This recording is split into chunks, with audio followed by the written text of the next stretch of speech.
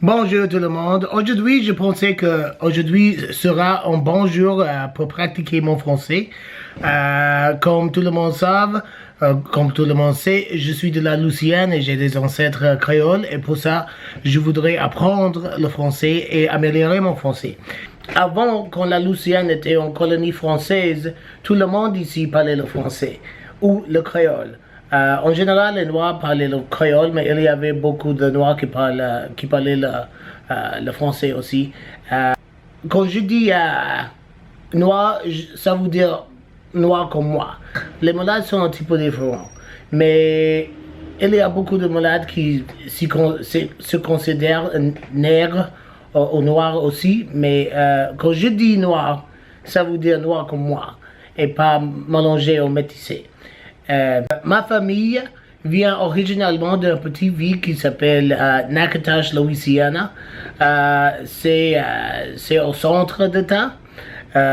Mon grand-grand-père, il était de sud d'État.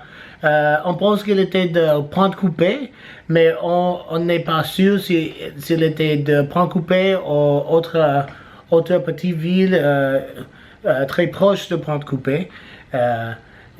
Il s'appelait Georges David et il a eu descendance haïtienne. Il était haïtien. On pense je ne suis pas sûr s'il parle français ou créole, ou juste le créole, ou les deux langages, je ne suis pas sûr. Mais je suis sûr qu'il était du sud de l'État. Mon autre grand-père, il était de Opelousas. Il était en Rachel. Le mot créole, c'est un mot très controversé. Il y a beaucoup de définitions de mots créoles. Quelques personnes disent que les vrais créoles sont les mulâtres. Il y a autres personnes qui disent que les vrais créoles sont juste blancs ou européens. Et aussi, il y a beaucoup de personnes qui disent qu'une créole, c'est une personne qui a des héritages francophone ou créolophone avant de devenir un part des États-Unis, la Louisiane. Ouais. Et en général, on a des noms français, espagnols, haïtiens. Pour moi, c'est pas une race. Il y a beaucoup de personnes qui disent que oui, c'est une race, qu'il faut être mulâtre ou blanc. Mais pour moi, c'est pas une race. Pour moi, c'est un groupe ethnique. Pour moi, il y a de créoles noirs, blancs et aussi métissés mulâtres. Et aussi, j'ai vu les documents qui réfèrent aux noirs comme créoles. J'ai vu ça. C'est vrai. Et si tu vas au Haïti ou si tu vas en Martinique ou Guadeloupe, c'est pas une race là-bas. Je pense pas que c'est pas une race là-bas. Pour lui, notre cousin, c'est un groupe ethnique, c'est une culture. C'est pas une race. Pour lui et pour moi, c'est pas une race. Avant, quand la Louisiane c'était une colonie française, il y avait trois versions de français, ou trois dialectes de français, ou trois langages de français, ou francisé, ou créole, que se parlait dans la Louisiane. Premier, on a eu le français colonial, c'est le français qui est venu directement de France avec les créoles blancs. Et c'était différent qui sont venus de la Canada. Mes gens ont parlé de créole. Et le créole, c'était un langage africain métissé avec français et un petit peu d'espagnol et un petit peu de natif. La grande part de la vocabulaire, c'est français, mais le syntaxe, l'ordre des mots, c'est différent. C'est plus africain, ça.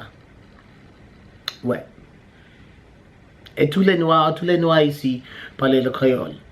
Mais je suis pas sûr si tous les noirs parlaient le français. Je suis pas sûr. Je sais que beaucoup de mulâtres parlaient les deux langages. Les mulâtres parlaient le créole et aussi le français, au mélange de deux. Mais je suis pas sûr si les noirs parlaient le français.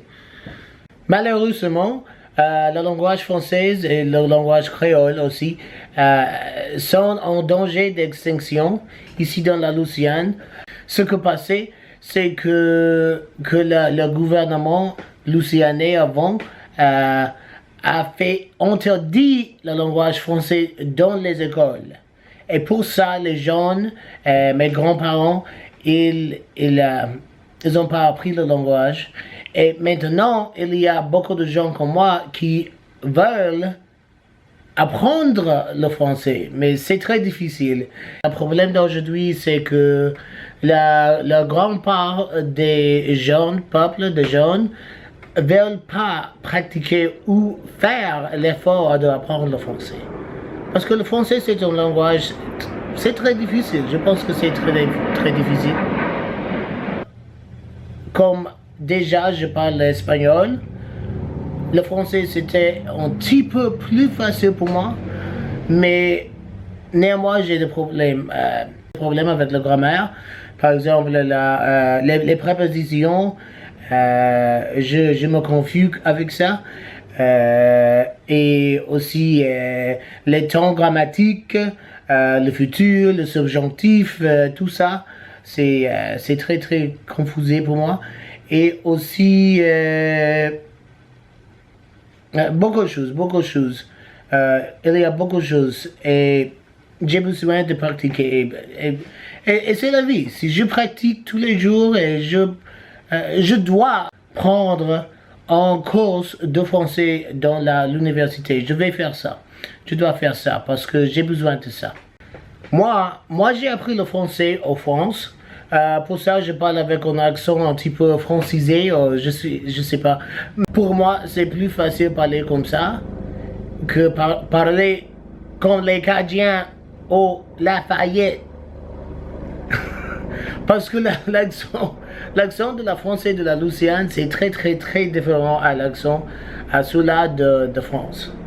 C'est plus proche à le français de Canada, de Québec, de Montréal. Mais vraiment, je suis pas très confortable avec mon français. Parce que le français pour moi c'était très difficile. Et aussi, j'ai habité à Paris juste pour un an. Et pour ça, j'ai pas eu beaucoup de temps pour parler mon français. Et pour ça, je peux avoir une conversation basique, mais une conversation complexe. Par exemple, parler des politiques ou de la religion ou quelque chose comme ça, pour moi, ça sera très difficile. Merci beaucoup pour me visiter aujourd'hui. Si tu as aimé cette vidéo, s'il vous plaît, cliquez au-dessous de le bouton subscribe et aussi cliquez like. Merci beaucoup et à bientôt. Lâche pas la patate. Ciao.